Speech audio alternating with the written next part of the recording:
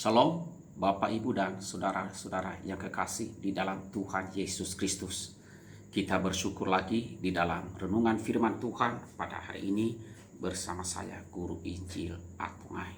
Sebelum kita membaca dan merenungkan firman Tuhan, mari kita berdoa memohon pertolongan dan belas kasihan Tuhan. Kita berdoa. Tuhan Allah Bapa kami yang bertata dalam kerajaan sorga, kami bersyukur kepadamu, ya Tuhan Allah kami. Terima kasih untuk seluruh hidup kami, pemeliharaanmu yang ajaib, dan topanganmu yang tak pernah berhenti dan tidak pernah membiarkan kami. Terima kasih berkat-berkat yang selalu cukup untuk kami. Terima kasih silih bergantinya perjalanan hidup kami, suka maupun duka. Kami bersyukur Tuhan menjadikan semuanya itu untuk terus membawa kami untuk senantiasa bersandar mengandalkan Engkau. Terima kasih ya Tuhan. Kami mohon ampunilah segala dosa kami. Sucikan kami oleh darah Tuhan kami Yesus Kristus. Dan kami akan membaca firman-Mu pada hari ini. Dan kiranya Roh-Mu menolong kami untuk memahami dan mengerti. Ya Tuhan, kami serahkan waktu singkat ini dalam nama Tuhan Yesus. Kami berdoa dan kami mau merenungkan firman Tuhan. Amin. Bapak, Ibu, dan saudara-saudara yang kekasih di dalam Tuhan Yesus, firman Tuhan yang akan kita renungkan pada hari ini saya ambil di dalam Keluaran pasal 20 ayatnya yang pertama sampai dengan ayatnya yang ke-17. Firman Tuhan berbunyi demikian. Lalu Allah mengucapkan segala firman ini, Akulah Tuhan Allahmu yang membawa engkau keluar dari tanah Mesir, dari tempat perbudakan. Jangan ada padamu Allah lain di hadapanku. Jangan membuat bagimu patung yang menyerupai apapun yang ada di langit di atas, atau yang ada di bumi di bawah, atau yang ada di dalam air di bawah bumi. Jangan sujud menyembah kepadanya atau beribadah kepadanya. Sebab Aku, Tuhan Allahmu adalah Allah yang cemburu, yang membalaskan kesalahan bapa kepada anak-anaknya, kepada keturunan yang ketiga dan keempat dari orang-orang yang membenci Aku. Tetapi Aku menunjukkan kasih setia kepada beribu-ribu orang, yaitu mereka yang mengasihi Aku dan yang berpegang pada perintah-perintahku. Jangan menyebut nama Tuhan Allahmu dengan sembarangan, sebab Tuhan akan memandang bersalah orang yang menyebut namanya dengan sembarangan. Ingatlah dan kuduskanlah hari Sabat. 6 hari lamanya engkau akan bekerja dan melakukan segala pekerjaanmu. Tetapi hari ke-7 adalah hari Sabat Tuhan Allahmu. Maka jangan melakukan sesuatu pekerjaan, engkau atau anakmu laki-laki, atau anakmu perempuan, atau hambamu laki-laki, atau hambamu perempuan, atau hewanmu, atau orang asing yang di tempat kediamanmu. Sebab 6 hari lamanya Tuhan menjadikan langit dan bumi, laut dan segala isinya, dan ia berhenti pada hari ke-7. Itulah sebabnya Tuhan memberkati hari Sabat dan menguduskannya. Hormatilah ayahmu dan ibumu, supaya lanjut umurmu di tanah yang diberikan Tuhan Allahmu kepadamu. Jangan membunuh, jangan berzina, jangan mencuri, jangan mengucapkan sasik dusta tentang sesamamu, jangan mengingini rumah sesamamu, jangan mengingini istrinya atau hambanya laki-laki, atau hambanya perempuan, atau lembunya, atau keledainya, atau apapun yang dipunyai sesamamu. Demikian firman Tuhan. Nah, saudara-saudaraku yang kekasih di dalam Tuhan Yesus Kristus, di dalam bagian ini saya memberikan judulnya adalah alasan mengapa kita harus mentaati 10 perintah Allah. Ya. Alasan mengapa kita harus mentaati 10 perintah Allah. Nah, saudara, kita tidak bisa mengabaikan 10 perintah Allah yang ada di dalam kitab Keluaran pasal 20 ini. Penting bagi setiap kita, orang-orang yang percaya kepada Tuhan di dalam Yesus Kristus. Untuk apa? Untuk mempelajari dan terus memahami setiap perintah itu, setiap perintah tersebut. Tetapi saudara, yang lebih penting lagi adalah untuk mentaatinya. Ya, mentaati akan 10 perintah ini. Tuhan tidak terkesan kalau kita hanya menganalisa perintah-perintahnya dengan saksama. Tetapi saudara, Ia memberikan perintah-perintah ini untuk apa? Untuk kita ikuti, untuk kita taati dengan alasan yang tepat. Nah, saudara, ada beberapa alasan yang benar untuk mentaati 10 perintah Allah ini. Alasan yang pertama adalah siapa diri kita. Ya. Saudara, kita harus ingat bahwa perintah ini diberikan setelah bangsa Israel keluar dari Mesir, dari tempat perbudakan, dari negeri perbudakan. Mereka diperbudak di sana selama 430 tahun lamanya. Di Keluaran pasal 19, Tuhan sudah memberikan identitas baru bagi bangsanya atau umatnya pada masa itu sebagai bangsa yang dikuduskan bagi dirinya. Nah, dengan demikian juga dengan kita sebagai umat Tuhan di zaman ini, di zaman perjanjian baru. Kita sudah dikuduskan bagi Tuhan melalui pengorbanan Tuhan kita Yesus Kristus di atas kayu salib. Kita harus mau untuk apa? Untuk hidup berbeda. Kita harus mau bahwa hidup kita kelihatan berbeda dan punya peraturan yang tidak bisa dipahami oleh orang-orang lain yang tidak mengenal Tuhan, yang tidak percaya dengan Tuhan Yesus. Nah, tentu ini bukan berarti kita selalu sempurna dalam hidup kita. Tidak demikian, saudara.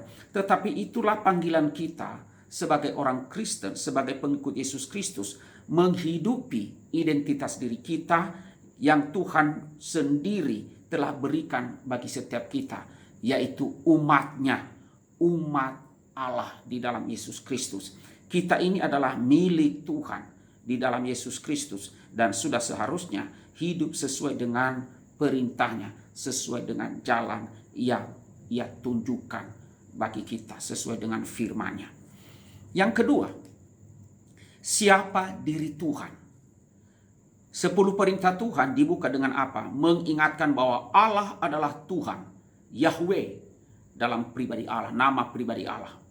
Ia adalah Allah yang menyatakan dirinya sebagai pemberi dan pemegang janji kudus. Ya, perjanjian kudus. Ia adalah pencipta yang berkuasa penuh. Perintah-perintahnya adalah merupakan ekspresi dari hati dan karakter Allah itu sendiri. Itu yang harus kita pikirkan sebelum kita berpikir apakah kita mau atau tidak mentaati perintah-perintahnya. Harus tahu siapa Tuhan. Renungkan itu, siapa Tuhan yang memberi perintah itu. Perintah-perintah ini bukan saja menunjukkan siapa yang Allah mau dari kita, tetapi untuk menunjukkan juga siapa dirinya. Ya, siapa dirinya.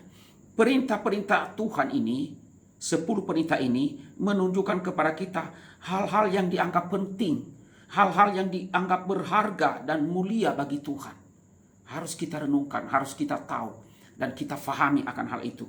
Begitu kita meremehkan perintah Tuhan, kita meremehkan Tuhan itu sendiri. Ya, kita meremehkan Tuhan itu sendiri. Nah, itu yang kedua. Yang ketiga, saudara, siapa Tuhan itu bagi kita? Tadi siapa diri Tuhan, sekarang siapa Tuhan itu bagi kita. Tuhan Allah juga menyatakan dirinya sebagai Tuhan Allahmu. Ia berkata begitu kepada Musa.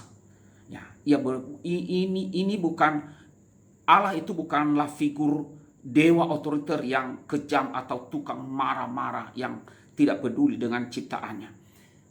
Ia, yaitu Tuhan, adalah Allah yang pribadi, personal, dan bagi kita orang Kristen, kita tahu bahwa di dalam Kristus Yesus, Tuhan Allah adalah ada di pihak kita. Nah, Tuhan Allah ada di pihak kita. Di dalam Roma pasal 8 ayat 31. Nah, Ia ada di sisi kita sebagai Bapa kita dan perintah-perintahnya Ia berikan. Demi apa? Demi kebaikan kita. Bukan untuk mempersulit, bukan untuk memberatkan hidup, tetapi demi kebaikan kita. Nah, saudara, itu yang ketiga, yaitu perintah Allah itu diberikan demi kebaikan kita. Kemudian yang berikutnya, saudara, di mana kita berada?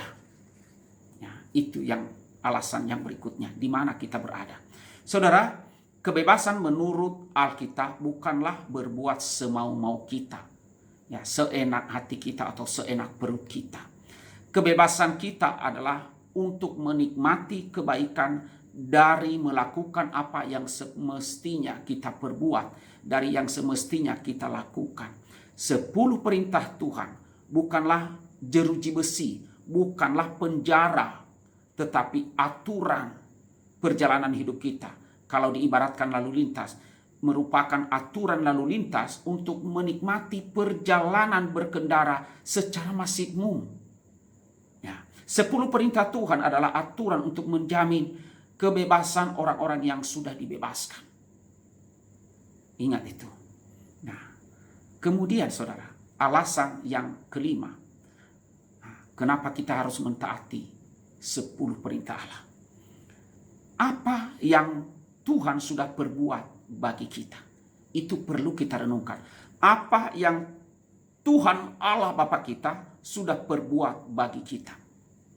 Kita perlu kembali mengingat bahwa perintah atau hukum diberikan setelah kabar baik, setelah Injil, kabar baik. Ya, ini adalah ajaran yang konsisten sepanjang Alkitab. Keselamatan bukanlah upah karena kita taat, bukan karena kita telah melakukan atau mentaati, bukan. Kita diselamatkan, ya, oleh Tuhan. Itulah alasan mengapa kita taat. Kita taat adalah alasan karena kita sudah diselamatkan oleh Tuhan kita Yesus Kristus. Saudara, Tuhan Yesus berkata, "Jikalau kamu mengasihi aku, kamu akan menuruti segala perintahku." Kita nilai diri kita, apakah kita sungguh mengasihi Tuhan Yesus? Dan kalau kita sungguh mengasihi Tuhan Yesus, maka standarnya adalah kamu akan menuruti segala perintahku. Nah, saudara, mari kita renungkan. Apakah kita sudah berbuat demikian? Kalau belum, marilah kita mulai untuk melakukan itu, mentaati perintah Allah, firman Allah, 10 hukum yang diberikan oleh Tuhan sebagai bukti bahwa itu Allah, kita ini telah diselamatkan. Itulah alasan kenapa kita harus taat. Kiranya Tuhan memberkati saudara dan saya, dan terus dimampukan untuk mau taat, melakukan firman Tuhan, perintah Tuhan dengan setia. Amin. Mari kita berdoa. Tuhan Allah Bapa kami yang bertahta di dalam kerajaan surga. Ya Tuhan, kami bersyukur Engkau kembali memberikan firman-Mu kepada kami, memperdengarkan kepada kami alasan-alasan mengapa kami harus taat akan firman-Mu, akan 10 hukum-hukum. Kami mohon tolonglah kami terhadap apa yang kami renungkan pada pagi hari ini, agar kami benar-benar menilai, mengoreksi diri kami, memeriksa bagaimana kami melakukan 10 hukum yang ada di dalam perjanjian lama. Kami taat sebagai wujud bahwa kami telah diselamatkan di dalam Yesus Kristus. Karena itu mampukanlah kami ya Tuhan. Hamba berdoa bagi seluruh jemaat pada hari ini, kiranya Tuhan memberkati agar iman boleh bertumbuh dan agar iman boleh mengasihi Engkau ya Tuhan. Dalam pergumulan-pergumulan hidup, kiranya Tuhan yang memberikan jalan keluar dan menguatkan akan iman untuk tetap mengandalkan Engkau saja dan bertindak seturut dengan firman-Mu. Inilah doa kami, di dalam nama Tuhan Yesus kami berdoa. Amin.